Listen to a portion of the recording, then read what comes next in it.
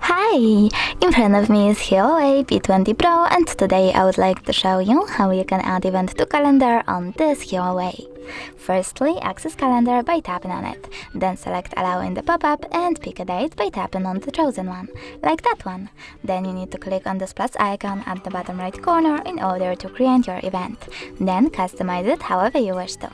For example, you can add a title, pick location,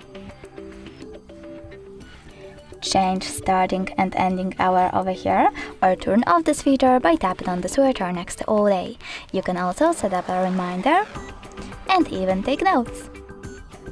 When you're ready, click at the top right corner over here to save your event. As you can see, mine was successfully created. If you wish to get rid of it though, you can always do that by clicking on it and tapping on the delete icon at the bottom right corner. If you wish to edit your event, just tap on edit and save your changes by clicking at the top right corner. But I will go with delete. Come on. I will go with delete, so I will click on the spin icon over here and confirm my choice in the pop-up.